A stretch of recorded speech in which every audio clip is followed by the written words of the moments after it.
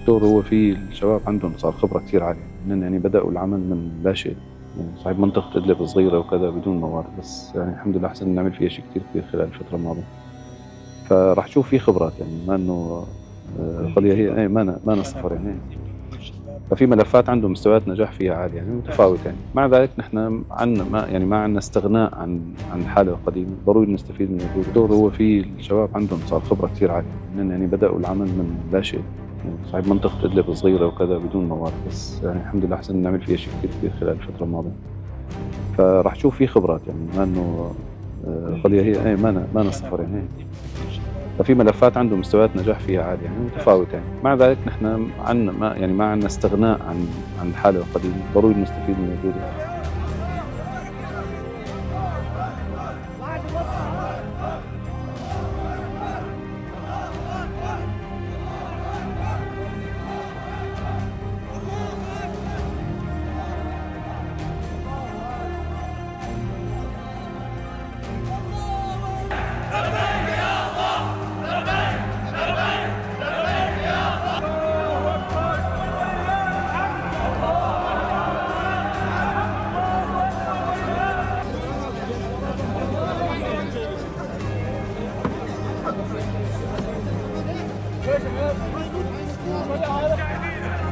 يا أهلنا في الشام وفي كل سوريا.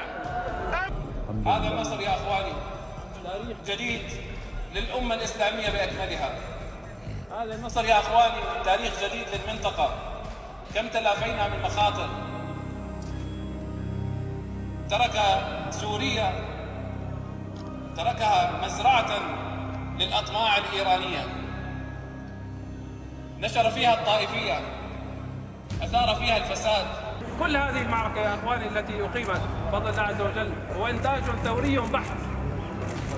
ما استعنا بأحد ولا دعمنا أحد، بل اعتمدنا على أنفسنا، كله من مالنا. كل هذا الإنجاز من جهدنا ومن صناعتنا. رأيتم الصواريخ التي صنعناها والقذائف التي صنعناها، وتخطيط كله من إنتاج ثوري بحت بفضل الله. في غضون 11 يوم بفضل الله عز وجل تتحرر سوريا من شمالها إلى جنوبها ومن شرقها إلى غربها. الحمد لله. هذا مدد من الله عز وجل. الحمد لله. رأينا بأم أعيننا كيف أن عذابات 13 عاما تتعافى من خلال هذا النصر العظيم.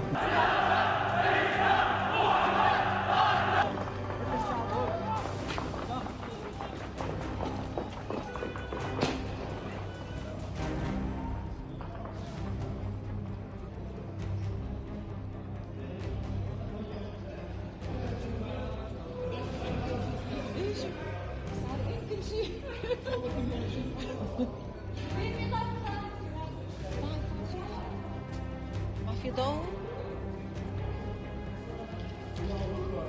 بس لا يكسروا هيك. حرام والله. هذا مال الشعب، والله مال الشعب.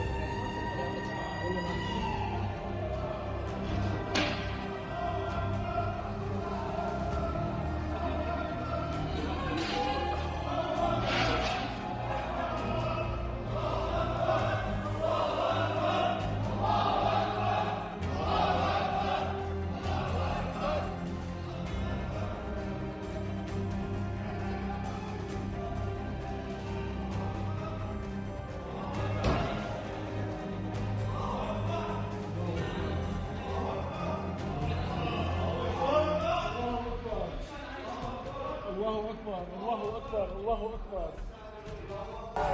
الله أكبر، الله أكبر.